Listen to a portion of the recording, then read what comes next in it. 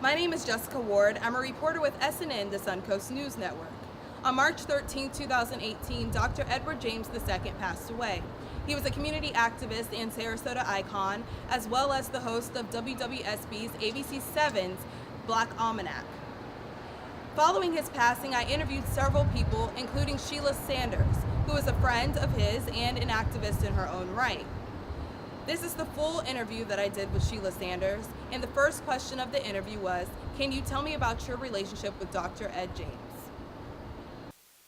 We found we had read a lot of the same books, had a lot of the same favorite authors, and attended a lot of the same activities.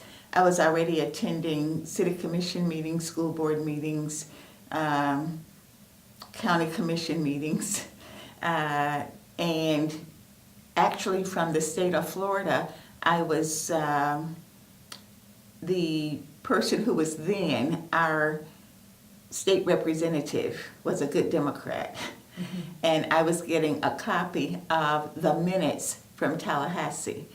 And one of the pre-filed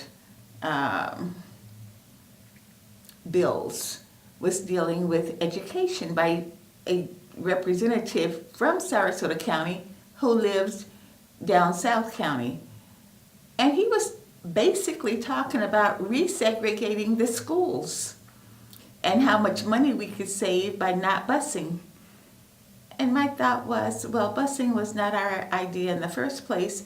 And now that we have adjusted to it, you're talking about taking it away and sending people where you think they should be. So I immediately called Ed and said, look what's been filed. I have a meeting with this person at their office on this date at this time. If I call and ask other people to get there, you can get them there faster. So I think the community and as many people in the community as possible needs to meet with this guy and tell him we think he's on the wrong track. Kind of like lobbying is what you all did together. Yes, and so, but if he found out something was going on, and I hadn't found out yet because I'm still an avid reader, he would let me know, and I would let him know.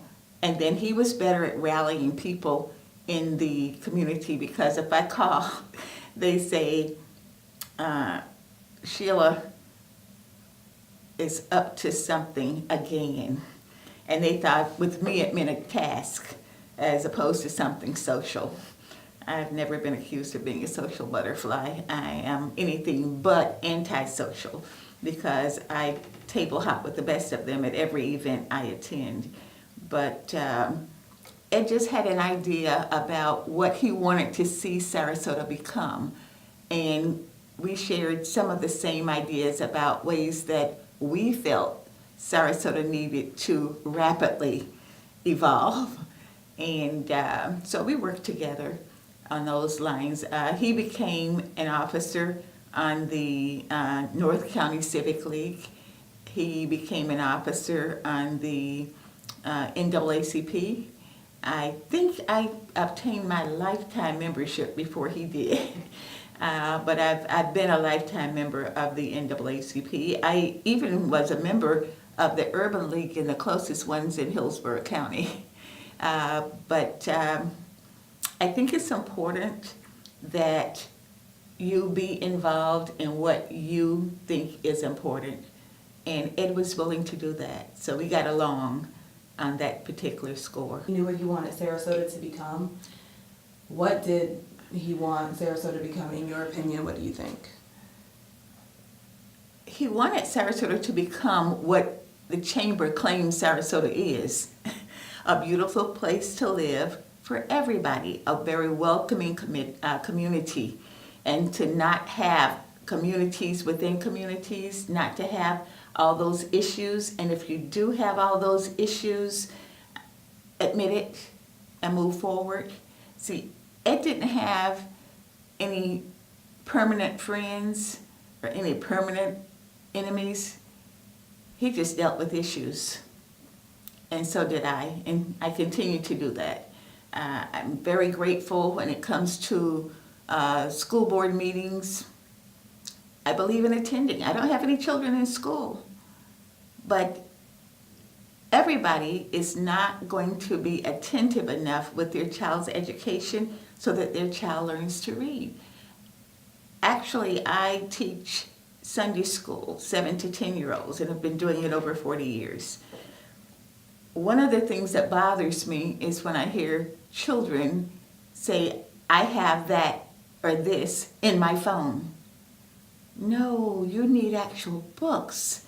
You need library time. And while Ed was gone, now he said at the age of 19, and at that particular time, I used to spend a lot of time in the public library here in Sarasota, but they wouldn't let me check books out. They let me sit in the stacks and read. I'd read sometimes all day, and they just come back and tell me about half an hour before they were getting ready to close so that I could ready myself and be out to catch the bus by the time they closed. But there was a rule in the 50s that you had to own property in order to check out a library book. Talk about backwards, because it only applied, from my perspective, to black folks, not to tourists.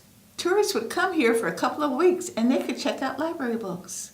And I learned that from sitting in the stacks and just reading. We have children today who don't know the resources at the libraries. There was no library in what we call Newtown. Why? We have readers in Newtown, and when it was decided that, well, maybe, and we don't want anything that's not going to be taken care of well, excuse me, these are the folks that have been cleaning your homes for years, and you think they didn't train their children not to be disruptive? They helped raise your children. Why would they not raise their own children? That kind of thing. So as far as the beach, I mean, everything you can name, we had issues with. If the elected officials considered it a privilege, you had to be entitled, and very often that entitlement was based on pigmentation and income. If you're paying more, it's because you have more. And one of the things that Ed and I did was take a look at how things are and just show up at meetings. I sit through every meeting, and I can remember being in a meeting on the budget, the public meeting, and I'd always put in a card. And after a few, they knew who Sheila Saunders was, and would always mention the limit of 5 minutes for the, for your questions or your time at the mic.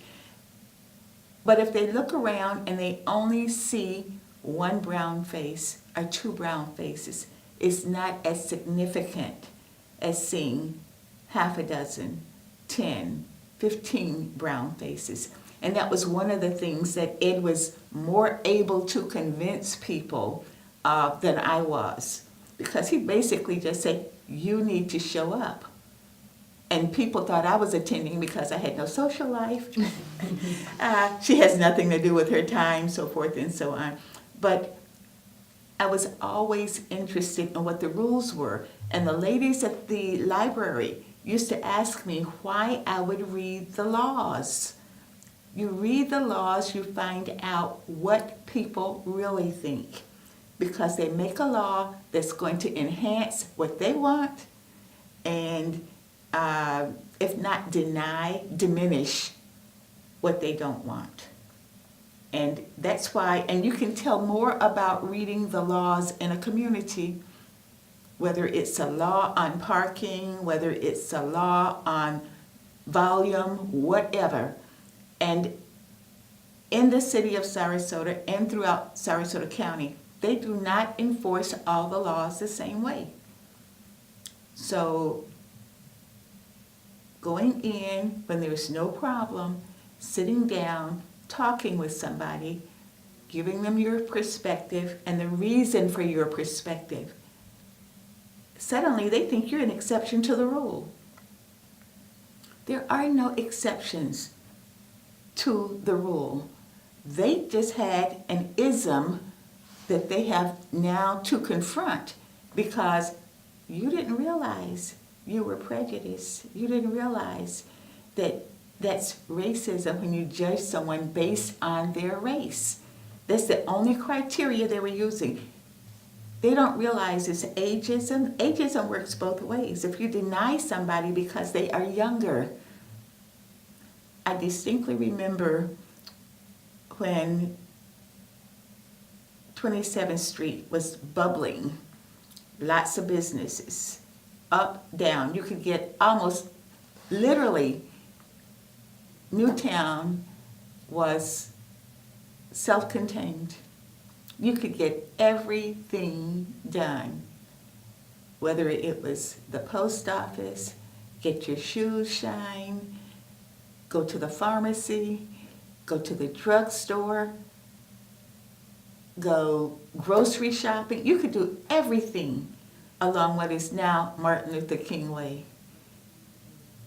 That all disappeared gradually. And sometimes the reasons were more ethical than other times, but if you're not there when the decisions are made, are being discussed, you don't know what is being discussed. And one of the things that Ed helped to do when he came back to Sarasota was bring it to everybody's attention that you need a seat at the table. You need a seat at the table.